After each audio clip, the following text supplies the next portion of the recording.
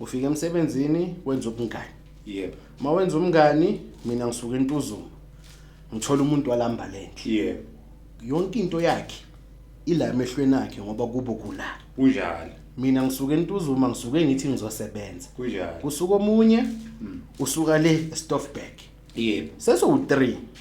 Kodwa thina so-2 sesinake kakhulu lempilo esheshayo ephilwa yilo walambalendle. Kunjalo. And yena kubo kula. Kunjalo. Makungathiwa kusasa umsebenzi uphelile akanankinga unegumbu nayo yonke into la. Yebo. Thina la sisuka khona sifana nesibani. Yes. Bagadile ukuthi asibuye sizokhanyisa. So simtshela sithini umuntu osuka ekhaya oseyikhohliwe injongo yakhe yokuza la nesifiso sakhe esimenzezela in the first place because abantu basuke bathi bazofuna umsebenzi. Bathi umsebenzi abawufuneli ukuthi bafuna ukungcebeleka. Kunezinto ezisenhliziyweni bebafuna ukuzilungisa. Kodwa manje sebafikile emsebenzini. Sebenzani? Baphika nabantu ababathole la.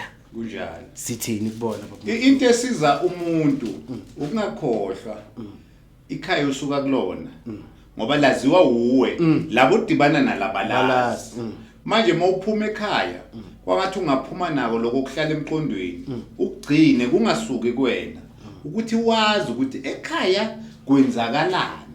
Ekhaya ngashiya kunjani. Lezo zinto zikhuthaze futhi uphile impilo yakho.